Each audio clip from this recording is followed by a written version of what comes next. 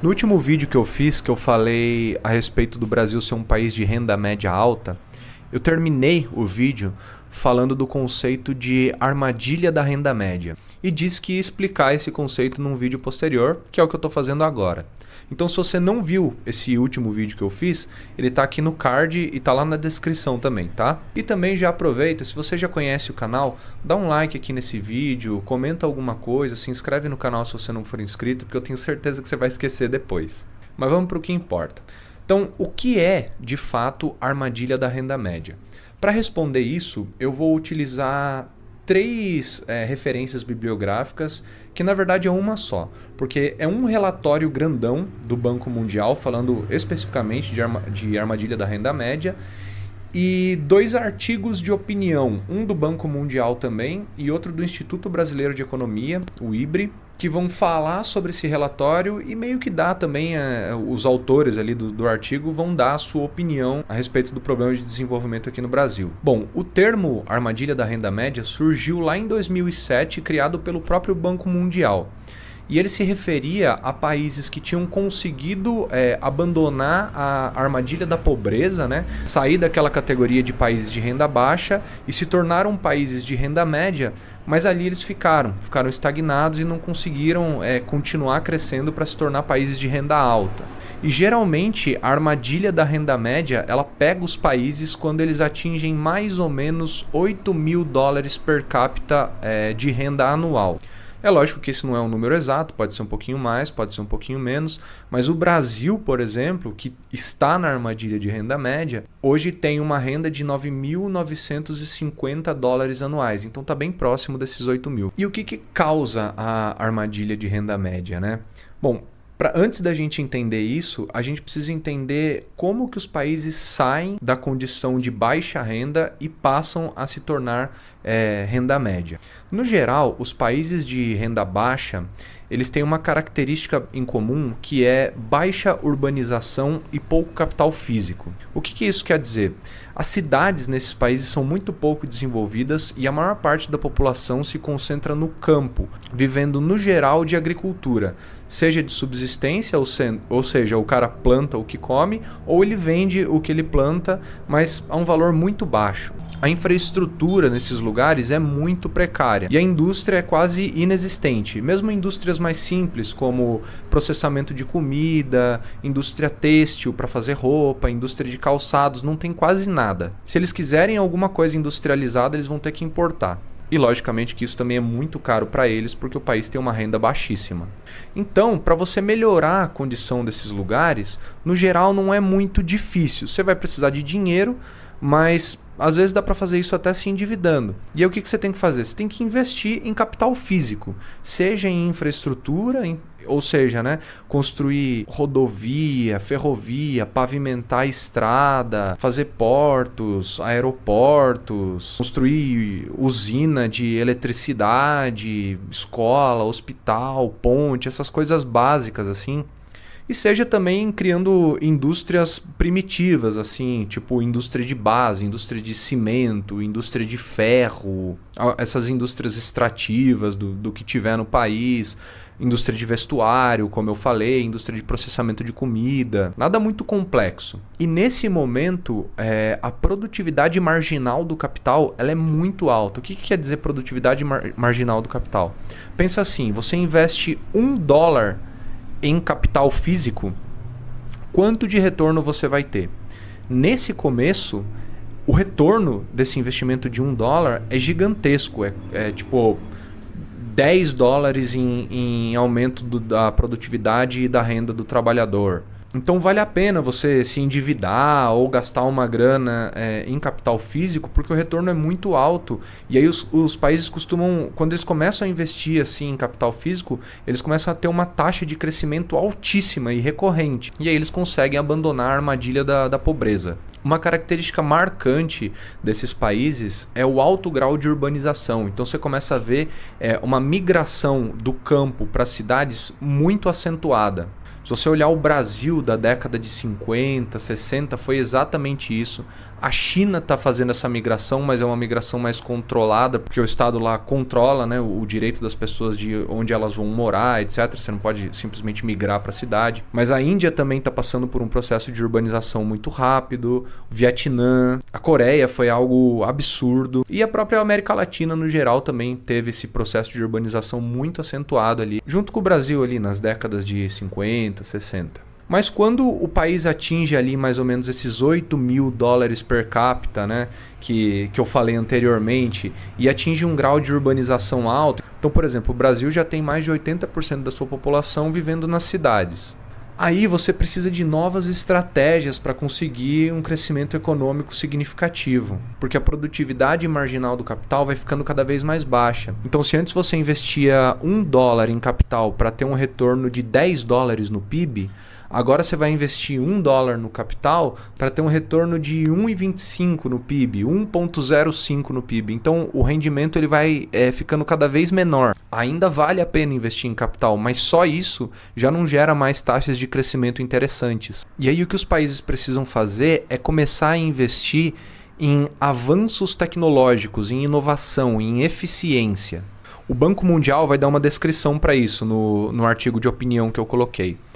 Para avançar do status de renda média para renda alta, os países precisam complementar o investimento com a infusão de tecnologias estrangeiras e, posteriormente, desenvolver suas capacidades domésticas para agregar valor a essas tecnologias e se tornarem inovadores. E por que ele fala aqui de tecnologias estrangeiras? Porque um ponto bom de você não ser um país rico e da fronteira tecnológica, que é o que a gente fala, né? Quando é o país que está criando o mais novo da tecnologia, é que você pode simplesmente importar essa tecnologia para o seu país. Você não precisa criar as coisas do zero. Você não precisa inventar a roda. Então o que você faz é basicamente olhar para as tecnologias que estão sendo utilizadas lá fora e internalizar elas para o seu país. Esse tipo de política costuma dar um boost no crescimento econômico nos países de renda média. E mais uma vez, quem é que fez isso muito bem? Sim, a China. A China fez as suas políticas econômicas visando a atração de tecnologias internacionais para dentro do país. Então, no geral, o que eles fizeram? Eles olharam para as principais empresas dos países mais ricos, né, que eram da fronteira tecnológica, e falaram assim, olha, a gente está investindo em infraestrutura, a gente está investindo em capital humano, então vocês vão ter, vamos dizer assim, recursos para trabalhar aqui, vocês vão ter bom escoamento das coisas, vocês vão ter mão de obra boa aqui. A mão de obra é muito mais barata do que aí onde vocês estão. E a gente ainda vai dar um monte de apoio, subsídio, isenção fiscal, essas coisas. Vocês não querem montar as empresas de vocês aqui na China? E aí eles falaram, opa, claro, lógico, o que a gente precisa fazer? E aí a China falou, ó, a única coisa que eu peço em troca é, vocês vêm para cá e vocês se fundem com alguma empresa chinesa. Vocês incorporam alguma empresa chinesa. Por quê? Exatamente pela questão da internalização da tecnologia. Porque aí os engenheiros chineses, as firmas chinesas, passavam a ter contato com as tecnologias do exterior e aprendiam ali sobre elas. E eventualmente, se o engenheiro saía da firma, ele poderia abrir a firma dele, chinesa mesmo, tendo todo o acesso ali à tecnologia de ponta. E como a economia era aberta a novas tecnologias, ele mesmo poderia importar máquinas e equipamentos de fora, porque ele já saberia usar, porque ele já teria tido contato com isso anteriormente. E aí, se você vê o vídeo que eu falo a respeito de política industrial, que também eu vou deixar aqui, inclusive esse vídeo que eu estou fazendo agora, ele tem muito desse vídeo de política industrial, você vai ver que a tecnologia, ela transborda para os outros setores econômicos. Então ela não fica só ali naquela firma onde ela é utilizada. E aí todo o resto do país passa a se beneficiar desse desenvolvimento tecnológico, dessas inovações, dessa maior eficiência das firmas. E aí que tá. Qual a grande falha de diversos países que estão nessa condição de renda média e não conseguem prosperar? Eles adotam uma industrialização ainda muito voltada para dentro. Ou seja, eles têm um foco muito grande em barrar a entrada de tecnologias de fora para tentar desenvolver tudo aqui dentro. Só que sem contato com as tecnologias de fora, você tem pouquíssimos recursos para desenvolver coisas boas aqui dentro. Tecnologia gera tecnologia. Você precisa das coisas de ponta para gerar coisas de ponta. E aí, dois exemplos que esses artigos citam na questão de inovação aqui no Brasil são, o primeiro, uma política feita em 1984 chamada Política Nacional da Informática, que proibia a importação de computadores e qualquer componente eletrônico relacionados à informática.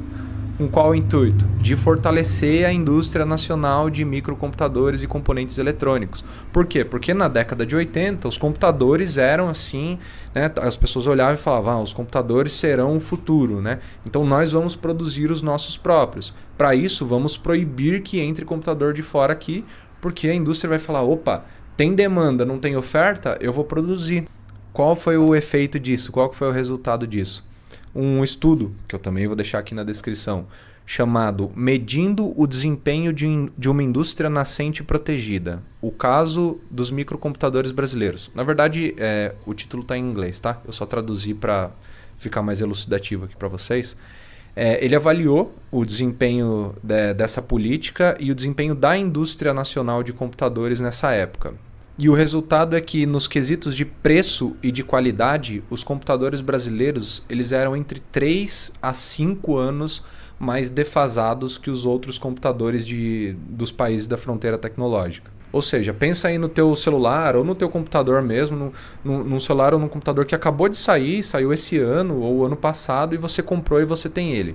Você não ia conseguir comprar ele de jeito nenhum e você só teria acesso a celulares e computadores brasileiros que teriam uma qualidade semelhante aos celulares de 5 anos atrás. E o preço deles era maior, ou seja, eles eram 5 anos defasados e eram mais caros. Aí você pensa, com computadores ruins, como é que você desenvolve outras tecnologias, como, sei lá, sistemas de comunicação, software, essas coisas? Você entende? Quando você barra a tecnologia, esperando criar mais tecnologia, na verdade você limita a criação de tecnologia.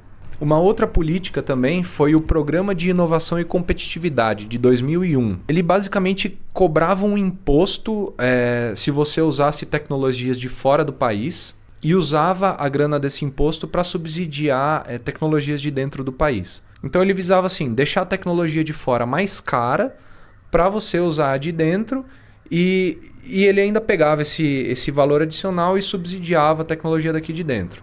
O número de patentes nessa época aumentou bastante, patentes nacionais. Então eles falaram, pô, legal, né? Tá gerando inovação.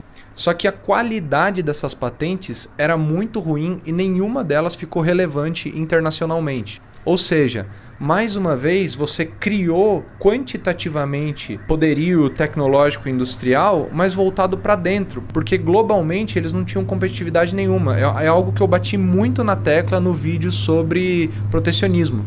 Então, no geral, a armadilha da renda média ocorre principalmente porque os países não conseguem absorver novas tecnologias e pensar em eficiência.